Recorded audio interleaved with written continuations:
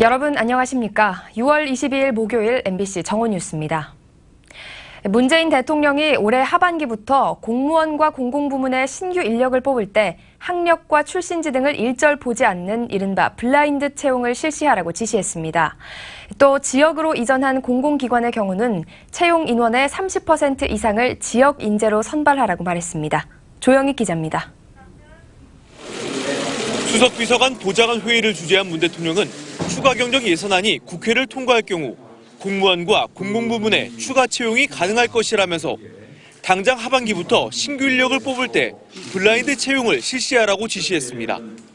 채용 분야가 일정 이상의 학력과 자격 요건, 신체 조건을 요구하는 특별한 경우가 아니면 이력서에 학벌이나 학력, 출신지, 신체 조건 등 차별 요인들을 적지 않도록 하라는 겁니다.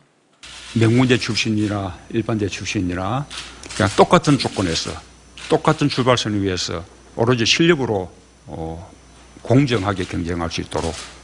민간 기업의 경우 법제화 이전에 이 같은 채용 방식을 강제할 수는 없지만 과거 사례를 통해 효과가 많이 입증된 만큼 대기업들에 권유하고 싶다고 말했습니다. 지역인재 채용 할당제도 강조했습니다. 혁신도시 사업으로 지역으로 이전한 공공기관들은 앞으로 신규 채용 시 선발 인원의 30% 이상을 지역 인재로 뽑으라고 말했습니다. 지역마다 이렇게 편차가 좀 심한데 그 부분들은 적어도 한 30% 선 정도는 이렇게 채용하도록 그리고 확실히 좀 뭐 기준을 세우든지 독려를 하든지 좀 해주시면 좋겠습니다. 문 대통령은 혁신도시 사업이 지역 인재도 함께 발굴해 지역의 새로운 성장 동력으로 만들어내는 진정한 혁신도시 국가균형발전 사업이 되어야 한다고 강조했습니다. MBC 뉴스 조영익입니다. 국회 정상화를 논의하기 위한 여야 4당 원내대표 회동이 합의를 이루지 못한 채 끝났습니다. 추경안과 국회 사법개혁특위 설치 방안에 대한 이견을 좁히지 못했습니다. 김세로 기자입니다. 오늘 오전 여야 4당이 원내대표 회동을 열고 국회 정상화 방안을 논의했지만 소득 없이 1시간여 만에 종료됐습니다. 여야는 미리 작성한 합의문 초안을 토대로 추경안과 국회 운영위원회 개최 등 쟁점을 조율했지만 이견만 확인했습니다. 여당은 추경안에 대해 계속 논의한다는 문구를 합의문에 담으려 했지만 자유한국당은 추경안 심의를 할 수 없다는 완강한 입장을 고수했습니다. 또 7월 임시국회에서 운영위원회를 열어 업무보고 형식으로 청와대 인사 시스템을 검증하도록 하는 내용을 조율했지만 야당은 조국 민정수석과 조현옥 인사수석의 출석을 요구하는 반면 여당은 특정인의 출석을 요구하는 것은 바람직하지 않다며 반대했습니다. 또 사법개혁특별위원회에 입법권을 부여하는 방안에 대해서도 여야 입장차가 컸던 것으로 전해졌습니다. 여야는 공방을 거듭했습니다. 더불어민주당 우원식 원내대표는 한국당이 추경안 심사를 하지 않겠다고 하는 것은 국정을 마비시키겠다는 것이라고 비판했고 한국당 정우택 원내대표는 세금으로 공무원 일자리를 늘리는 형태의 추경은 바람직하지 않다며 새 장관들이 임명된 상태에서 추경 심사를 해야 한다고 거듭 강조했습니다. MBC 뉴스 김세로입니다. 국정기획자문위원회가 조금 전 휴대전화 요금 인하 방안을 발표했습니다. 요금 할인폭을 25%까지 확대하고 노인 저소득층의 요금도 내리기로 했지만 핵심 공약이었던 기본료 폐지는 사실상 무산됐습니다. 양효걸 기자입니다. 국정기획위는 우선 단말기 지원금을 받지 않을 때 선택할 수 있는 약정 할인율을 현행 20%에서 25%로 올리기로 했습니다. 이렇게 되면 월 통신요금이 4만 원인 경우 기존 가입자는 한 달 2천 원, 신규의 경우 만 원까지 할인이 가능합니다. 데이터 무제한 요금의 경우엔 6만 원대 중반에서 5만 원 이하로 월 3만 2천 원 수준이던 음성 무제한 상품도 2만 5천 원 이하까지 떨어질 수 있습니다. 고령층 저소득층에 대한 지원도 강화됩니다. 기초연금을 받는 어르신들에 대해 월 11,000원의 요금을 깎아주고 이미 혜택을 받고 있는 저소득층은 11,000원을 추가로 감면하기로 했습니다. 또 향후 법률 개정을 통해 음성과 데이터 제공 가격을 내려 현재 3만 원대 요금제 수준의 서비스를 2만 원대에도 받을 수 있도록 한다는 계획입니다. 정부는 이런 대책들이 차질 없이 진행되면 1년에 최대 4조 6천억 원의 통신비를 아낄 수 있을 것으로 보고 있습니다. 핵심 공약이었던 기본요금 폐지는 통신사들의 반발이 심해 이번 발표에서 제외됐습니다. 하지만 이동통신사들은 통신요금 할인율을 25%로 확대하는 방안 등에 대해 여전히 강하게 반대하고 있어 적지 않은 진통이 예상됩니다. MBC 뉴스 양효걸입니다. 최태원 SK그룹 회장이 박근혜 전 대통령 재판에 증인으로 출석했습니다. 지난해 2월 청와대에서 두 사람이 만나 나눈 대화 내용이 오늘 재판의 핵심이 될 것으로 보입니다. 홍승욱 기자의 보도입니다. 최태원 SK그룹 회장이 법원에 들어섭니다. 오늘 열리는 박근혜 전 대통령과 최순실 씨 뇌물 혐의 재판에 증인으로 소환된 겁니다. 대통령 독대에서 89억 강요 받으셨어요? 대통령 독대에서 면세점, 조기 석방 이야기 하셨습니까? 최 회장이 박 전 대통령을 마주하는 건 두 사람이 청와대에서 비공개 만남을 가진 걸로 알려진 지난해 2월 이후 1년 4개월 만으로 박 전 대통령과 독대한 그룹 회장 가운데는 처음 증인으로 법정을 찾았습니다. 재판부는 최 회장에게 당시 청와대에서 어떤 대화가 오갔는지 확인할 계획입니다. 지난해 2월 박 전 대통령과 최 회장은 청와대에서 만나 40분 정도 면담했습니다. 검찰은 당시 박 전 대통령이 미르와 K스포츠재단에 출연해줘 고맙다며 시각장애인 사업도 지원하라고 권했고, 최 회장은 동생 최재원 SK그룹 수석부회장 조기 석방과 면세점 사업, 어려움을 겪고 있던 CJ 헬로비전 인수합병 등에 도움을 구한 것으로 보고 있습니다. 면담이 이뤄진 뒤 최순실 씨는 재단 관계자들을 통해 체육인재 해외 전지훈련과 시각장애인 지원 사업에 필요한 예산 89억 원을 추가로 요청한 것으로 알려졌습니다. 하지만 당시 협상을 벌인 SK 임원들은 이런 과정을 최 회장에게 보고하지 않았다고 증언했고, 최 회장도 언론 보도를 보고서야 알았다고 진술한 것으로 전해졌습니다. MBC 뉴스 홍승욱입니다. 덴마크 구치소에 구금됐던 정유라 씨가 한국에 들어오지 않으려고 한국 감옥 생활에 관한 자료를 수집한 것으로 알려졌습니다.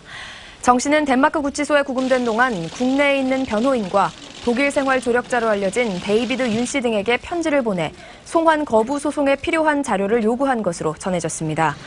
정 씨는 지난 2월 한국에 있는 변호인에게 보낸 편지에서 한국 감옥의 열악한 인권에 대한 자료를 보내달라며 이름이 아닌 번호로 불리고 뜨거운 물이 나오지 않는 데다 빨래는 손으로 해야 한다는 내용 등 필요한 정보들을 구체적으로 설명한 것으로 알려졌습니다. 세월호 객실의 1차 수색이 끝난 가운데 선체 내부 모습이 처음으로 공개됐습니다. 곧 수색에 나설 화물칸에 차량들이 뒤엉켜 쌓여있는 모습이 확인됐습니다. 김진선 기자입니다.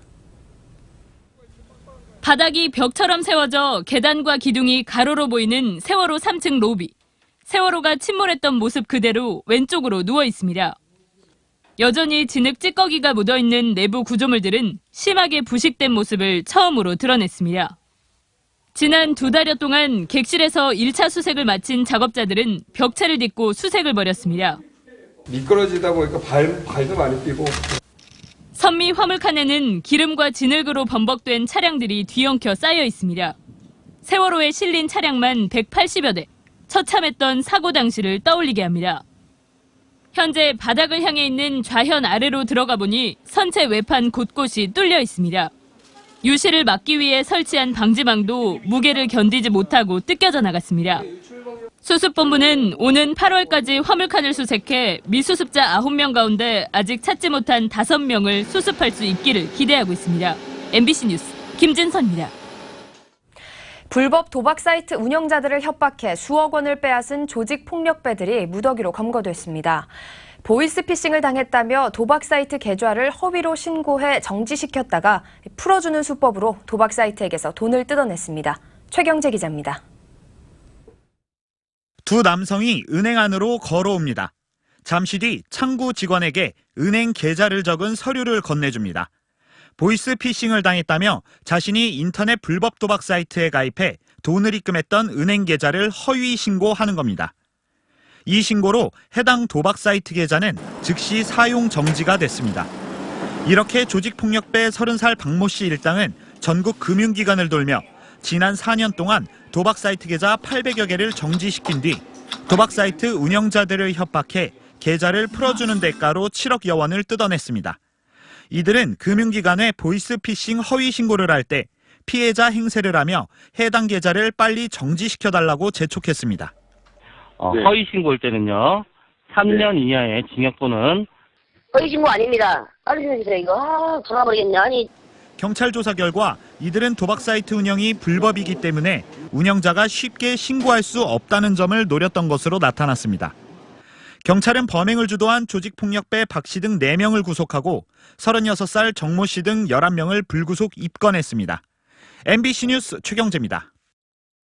참다랑어 같은 심해성 어류는 중금속 축적량이 많기 때문에 유아들에게는 먹이지 않는 것이 좋다고 합니다. 임신 중이거나 수유하는 여성들도 주의가 필요한데요. 박성원 기자가 알려드립니다.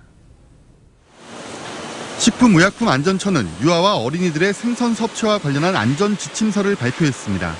식약처에 따르면 참다랑어 같은 다랑어류와 새치류, 상어류는 한두 살 유아에게 아예 먹이지 않거나 일주일에 25g 이하로 먹이는 게 바람직합니다. 6살 이하 어린이의 경우는 일주일에 40g 이상 먹이지 않는 것이 좋습니다. 깊은 바다에 사는 이들 물고기는 수명이 길고 먹이 사슬의 상위에 있어 아이들의 뇌신경 발달을 저해하는 메틸수은이 축적돼 있기 때문입니다. 고등어, 명태, 조기, 대구, 꽁치 같은 일반 어류나 참치통조림은 유아에게 일주일에 100g을 넘지 않도록 6차례에 나눠 먹이면 됩니다. 참치통조림에 사용되는 가다랑어는 수면 가까이에서 활동하는 어린 개체들로 메틸수은 함량이 참다랑어의 10분의 1 수준이어서 안심해도 된다고 식약처는 설명했습니다. 또 임신부나 수유하는 여성도 일반 어류와 참치통조림은 일주일에 400g 이하, 심해성 어류는 일주일에 한 번 100g 정도 먹으면 됩니다. 아이와 엄마의 적정한 생선 섭취량은 식약처 홈페이지에서 확인할 수 있습니다. MBC 뉴스 박성원입니다. 검찰이 프랜차이즈 가맹점에 과도한 부담을 떠넘긴다는 논란이 제기된 미스터피자 본사와 관계사 2곳을 압수수색했습니다. 서울중앙지검은 미스터피자가 피자 재료인 치즈를 가맹점에 공급하는 과정에서 회장 친인척이 관여한 업체를 중간에 끼워 넣는 방식으로 가맹업체들에게 비싼 가격으로 치즈를 공급한 혐의를 수사 중인 것으로 전해졌습니다. 미스터피자는 앞서 가맹점주들과 상생협약을 맺고도 이를 준수하지 않았다는 지적이 제기되기도 했습니다. 계속해서 이 시각 증권시황 전해드립니다. 네, 삼성증권입니다. 오늘 코스피는 개인이 순매수에 나서고 있지만 국제유가 하락과 기관의 매도 공세에 부합권 흐름을 이어가고 있습니다. 이 시각 현재 코스피는 어제보다 4.25포인트 상승한 2361.78포인트를, 코스닥 지수는 0.54포인트 상승한 666.31포인트를 기록하고 있습니다. 투자 주체별 매매 동향을 보면 거래소 시장에서는 개인이 매수에 나서고 있습니다. 지난밤 뉴욕 증시는 장 초반 상승세를 보이던 국제유가가 장중 2% 넘게 하락세로 돌아선 영향으로 혼조세를 보였습니다. 시가총액 상위 종목에서는 삼성물산과 SK하이닉스가 3% 넘게 오르고 있고 한미사이언스와 KT도 상승 흐름을 이어가고 있습니다. 반면 GS리테일과 아모레지는 약세를 나타내는 가운데 업종별로는 등락이 엇갈리고 있고 통신업이 2% 넘게 오르며 눈에 띄고 있습니다. 이 시각 현재 중국 증시는 오름세고 일본 증시는 하락하고 있습니다. 지금까지 삼성증권이었습니다. 벌써 일주일째 뜨거운 열기가 지속적으로 이입되고 있습니다. 경상도 내륙 지역의 폭염주의보가 경보로 다시 강화되고 그 외 대부분 지역에는 폭염주의보가 발효 중인데요. 한낮엔 대구가 35도까지 지속했고요. 광주 33도, 서울도 31도 예상되고 있습니다. 이렇게 극심한 낮더위 언제까지 이어질까요? 오늘 기상청 예보에 따르면 토요일까지도 33도 안팎까지 치솟습니다. 건강관리 잘 하셔야겠고요. 일요일과 월요일 사이에 모처럼 전국에 비가 내리면서 폭염 수준의 더위가 누그러질 것으로 기대되고 있습니다. 현재 장마전선은 일본 남쪽에 바짝 다가서 있습니다. 주말쯤에는 제주도 부근 해상까지 올라오면서 제주도에 올해 첫 장맛비를 뿌릴 것으로 보입니다. 오늘 오후 내내 볕이 뜨겁겠고 건조한 날씨도 이어집니다. 한낮 기온 서울 31도, 대구 35도, 광주가 33도까지 오르겠습니다. 날씨였습니다. MBC 정오 뉴스 마칩니다. 시청해주신 여러분 고맙습니다.